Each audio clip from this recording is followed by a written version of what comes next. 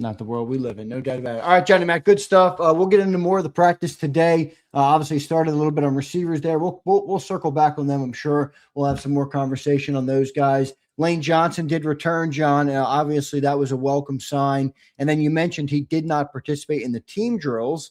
And Markel Bell, once again, gets all those reps, Johnny Mac. He seems to be acclimating pretty quickly from what I read. You tell me what you saw from Markel Bell. And also, just a comment, I know you gave some at the top, but on the return of Lane Johnson, obviously, that's a big deal for the Birds. Yeah, I mean, it's only good for Markel Bell to get those kinds of reps against those kinds of players that the Eagles are rolling out there. And he's done okay. It's not obviously Lane Johnson, but he's also, even though he was picked to be sort of the heir apparent to Lane, he's very similar to Lane in college in that Lane was a left tackle coming here to play right tackle. And the plan with Lane originally was to play right tackle until Jason Peters retired, and then he would move to left tackle. And Jason Peters kept playing and playing and playing. And then eventually the Eagles said, well, he's so good at right tackle, we're not going to move him. And that's what happened with Lane. In the case with Markel, he played left tackle at Miami. But he projects better on the right side because of his skill set. And so he's learning that side of it for the first time pretty much. And also, and getting those reps is big. A lot of Arnold Ebiketie today. Who's playing better recently, but it's not Grenard out there. They seem to give Jelix Hunt a little bit of a breather today. But I would say he's doing pretty well, Markel Bell. Pretty good sign for the was he third rounder this year? No, what was Markel Bell? Yeah, third rounder, right? Yeah, so third round pick for the Birds, and maybe the future replacement for Lane Johnson if when that day does inevitably come for the Philadelphia Eagles. We'll see about that. Johnny Mac, start with the other updates on availability today. Then we'll get into a little bit more of the practice and what went on the field. I know you said it was a scorcher. I think it was 94 or 95 out there. Yeah, that was the real feel. Obviously, it's in the morning, so it wasn't. I think it went up to 96, and Lord knows what the real feel was. But they got off the field before that happened. But it was still really hot, really steamy. Oppressive is the right word for it. So yeah, I saw that in your article. Good word for it. Yeah. So yeah, I mean that part of it is tough, but I mean that's just part of football this time of year, and guys have been through it before. As far as the biggest news, Cam Jurgens had to leave. He did not finish practice. Now he went to the medical tent, but he wasn't. I'm not too worried about it because he wasn't in any obvious distress or anything like that. So you start with that heat, you start thinking maybe it's cramps or something as simple as that. Right. But he didn't. He was not able to return.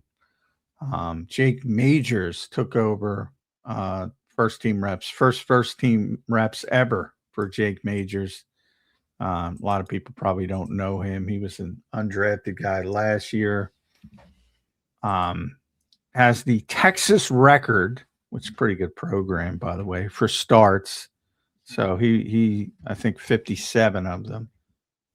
So he has a lot of college experience at a high level with a big time team. And he was originally signed by the Bucks as an undrafted free agent, and then they waived him and the Eagles picked him up, and he spent basically the entire year on the practice squad. So they like him a lot. He and Drew Kendall sort of have been cross training both at center and guard, and when one is playing center, the other's playing guard. Today was Kendall's day at guard, so he got the first team reps at center. And I would say the same thing. Did okay. When you're out there with Jalen Carter and Jordan Davis. Yeah, it's not easy. Yeah, it's not easy. And I would say he did okay. But he's a name to learn too, because it looks like they're most comfortable with Kendall and Majors as the interior players as potential backups. Um, so that's a name that probably should be learned. It seems like, and as most centers, he's a natural center. He's a smart guy. Had great grades in college, things like that. So um, it's a guy you should get more familiar with if you're an Eagles fan.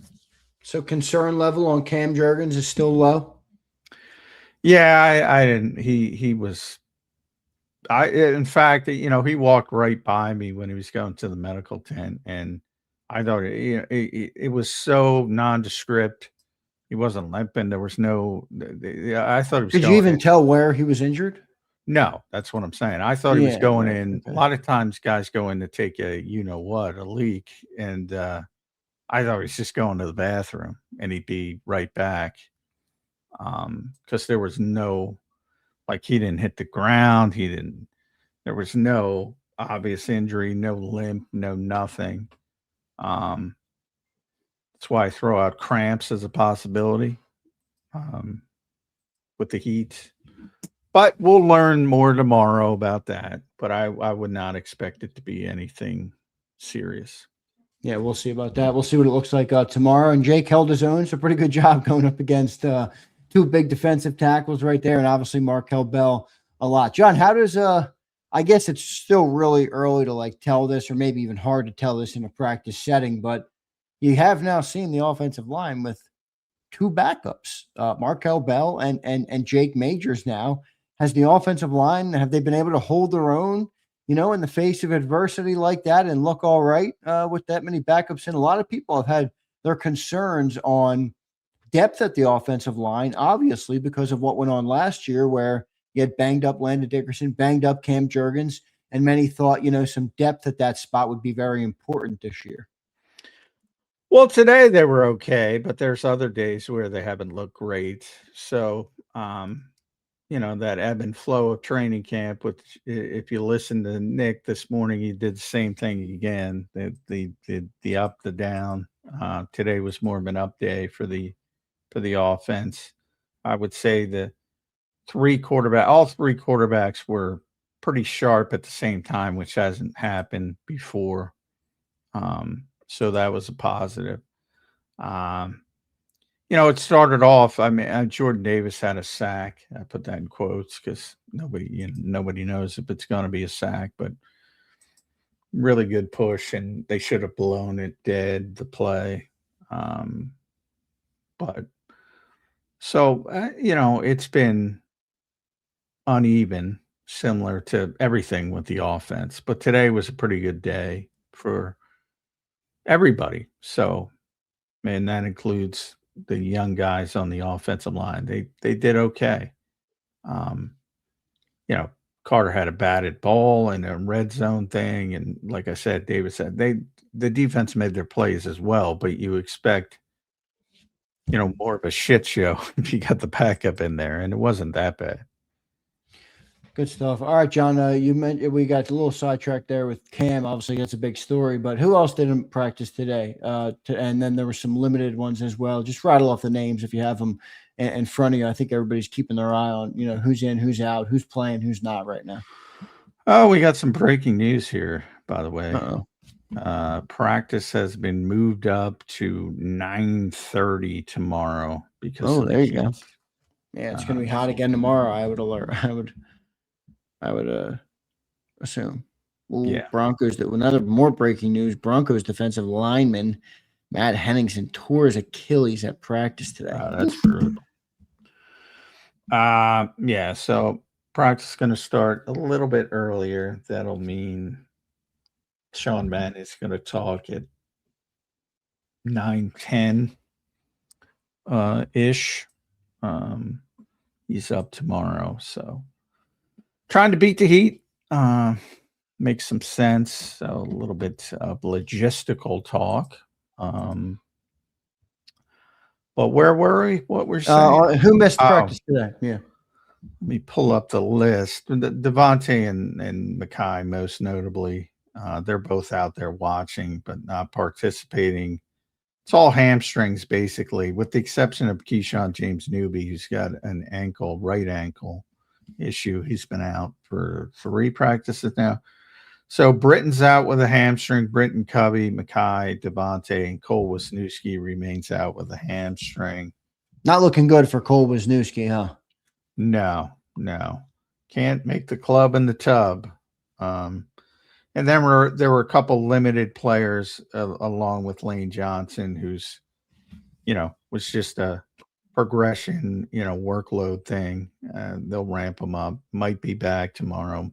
Might not. They might give him Sunday, the off day, and then have him show up and ready to go Monday. We'll see how they handle that. Chance Campbell, who got some nice words from Vic Fangio. I cursed him because I asked him the question about Chance, and he showed up with a groin injury. He was limited today. Yeah, he's a guy who needs to stay out there too because he's fighting for a roster spot. Yeah, so sorry, Chance. I jinxed you. And Mike Morris. We don't believe in jinxes here, John. I thought you were the one who said that. I'm joking. I don't believe in jinx.